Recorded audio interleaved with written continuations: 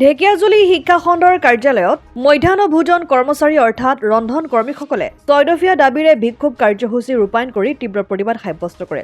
CITUৰ উদ্যোগত আৰু ঢেকিয়াজুলি শিক্ষা খণ্ডৰ অন্তৰ্গত সদৌ অসম মধ্যাহ্ন ভোজন কৰ্মচাৰী ইউনিয়নৰ সহযোগত মঙলবাৰে উক্ত বিক্ষোভ কাৰ্যসূচী ৰূপায়ণ কৰে। উল্লেখ্য যে মধ্যাহ্ন ভোজন অৰ্থাৎ ৰন্ধন কৰ্মীসকলৰ ক্ষেত্ৰত আগন্তুক বাজেটত মাননি বৃদ্ধিৰ প্ৰস্তাৱ গ্ৰহণ কৰা, ৰন্ধন কৰ্মীৰ আইনমতে মজুৰি বৃদ্ধি কৰিব নোৱাৰালৈকে মাহিলী 10,000 টকালৈকে মাননি প্ৰদান কৰা, ৰন্ধন কৰ্মীৰ মাননি বছৰৰ 12 মাহেৰ ধাৰ্য কৰা, বিদ্যালয় একত্ৰীকৰণ বা অন্য কোনো কাৰণত কাম হেৰুওৱা ৰন্ধন কৰ্মীক এককালীন 3 লাখ টকাকৈ সাহায্য প্ৰদান কৰা, কৰ্মস্থলীত আঘাতপ্ৰাপ্ত অৰ্থাৎ অসুস্থ হোৱা ৰন্ধন কৰ্মীক চিকিৎসাৰ খৰচ প্ৰদান কৰাৰ লগতে মধ্যাহ্ন ভোজন আঁচনি ব্যক্তিগতকৰণৰ চিন্তা পৰিহাৰ কৰাৰ দাবীত উক্ত বিক্ষোভ কাৰ্যসূচী ৰূপায়ণ কৰি তীব্ৰ প্ৰতিবাদ সাব্যস্ত কৰে। এই কাৰ্যসূচীত CITUৰ নেতা অমিতাভ চৌধুৰীয়ে নেতৃত্ব প্ৰদান কৰে।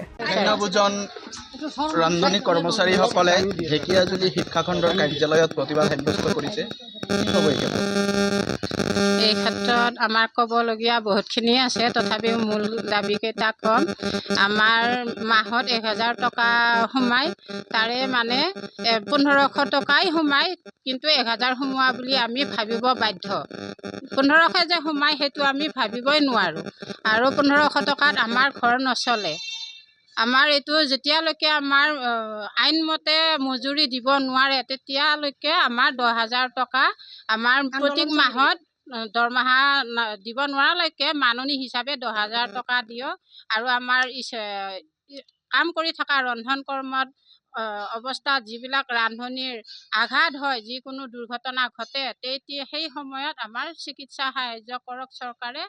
আৰু আমাৰ যিবিলাক ৰন্ধন কৰ্মী ইতিমধ্যে আমাৰ কাম হেৰুৱাব লগা হৈছে যিকোনো কাৰণত, তেওঁলোকক এককালীন 3 লাখ টকা দিয়ক। আৰু আমাৰ 60 বছৰ বয়স নিৰ্ধাৰিত কৰি দিয়ক, কাৰণ যিবিলাক ৰান্ধনী এতিয়া কাম কৰিব নোৱাৰে, সেই ৰান্ধন কৰ্মীখিনি এৰি দিবও নোৱাৰে, কাম কৰিবও নোৱাৰে। আমাৰ বহুত সমস্যা আহি পৰিছে এই বিষয়ক লৈ। চৰকাৰে অতি শীঘ্ৰে এইকেইটা দাবী আমাৰ মানি লওক। এয়ে মোৰ ক'বলগীয়া আমাৰ ৰন্ধন কৰ্মীৰ হৈ। প্ৰতিবাদ সাব্যস্ত কৰিছে। হয়, আমাৰ আজি বহুদিন ধৰি এই ধৰ্ণা চলি আহিছে, আৰু লগতে মই এই বিষয়ত ছাৰক, আমাৰ মুখ্যমন্ত্ৰী মহোদয় ছাৰক জনাওঁ যে আমাৰ দাবীকেইটা মানি ল'ব লাগে অতি শীঘ্ৰে। প্লাছ আমাৰ যিখিনি আমাৰ ৰাতিপুৱাৰ পৰা আমাৰ স্কুলত যিখিনি কৰ্ম আমি কৰি থাকোঁ, আমাৰ আমি ঘৰখনো চাব লগা হয়, আৰু প্লাছ আমাৰ স্কুলো চাব লগা হয়। ল'ৰা ছোৱালীৰ ক্ষেত্ৰত আমি সকলোখিনি নিজৰ ল'ৰা ছোৱালীৰ লগতে আমি স্কুলৰ ল'ৰা ছোৱালীখিনিৰ লগতো আমি 2টা বজালৈকে আমি কাম কৰি থাকিব লাগে। তাৰ বিনিময়ে আমাক অসম চৰকাৰ হওক বা যি হওক ছাৰে হওক আমাক যিখিনি প্ৰাপ্য দিছে, কিন্তু সেই প্ৰাপ্য আমাৰ কোনো ধৰণৰ একো আমাৰ নহয়। গতিকে আমাৰ অনুৰোধ, সকলোখিনি আমাৰ এই অনুৰোধ যে আমাৰ যিখিনি আমাৰ মাননিৰ বদলি আমাক মজুৰি দিয়ক, 10,000 টকা আমাক কৰি দিয়ক। তেতিয়া আমাৰ সকলোৰে আমাৰ হেৰি হ'ব, ঘৰ চলিব, আৰু আমিও কাম কৰিবলৈ ভাল পাম। এয়াই আমাৰ অনুৰোধ চৰকাৰৰ ওচৰত। ঢেকিয়াজুলিৰ পৰা প্ৰশান্ত বৈশ্যৰ ৰিপৰ্ট, অসম আদিত্য। NKS হুণ্ডাইলৈ স্বাগতম। নৰ্থ ইষ্টৰ প্ৰথম GDSI 2.0 ফিচাৰ্ছ ডিলাৰ হৈছে NKS হুণ্ডাই। অত্যাধুনিক সা সুবিধাৰে তৈয়াৰী মষ্ট আপডেটেড হুণ্ডাই ডিলাৰ এতিয়া ডিব্ৰুগড়ত। আমাৰ NKS হুণ্ডাই ডিলাৰত open sales consulted room, customer ৰুমৰ লগতে পুৰণি গাড়ীৰ এক্সচেঞ্জ ফেচিলিটিও ৰখা হৈছে।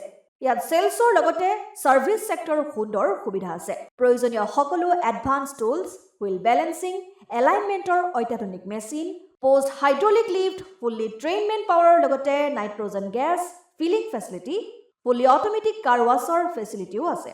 লগতে NKS হুণ্ডাই ডিলাৰে কাষ্টমাৰসকলৰ সুবিধাৰ্থে মোবাইল ছাৰ্ভিচ ভেনৰো ব্যৱস্থা ৰাখিছে, য'ত হাইড্ৰলিক লিফ্ট, ৱাশ্বিং facility, wheel balancing, tyre pressure check কৰাৰ লগতে বহুখিনি সুবিধাই উপলব্ধ আছে। NKS হুণ্ডাইলৈ আহক আৰু সুবিধাসমূহ গ্ৰহণ কৰক।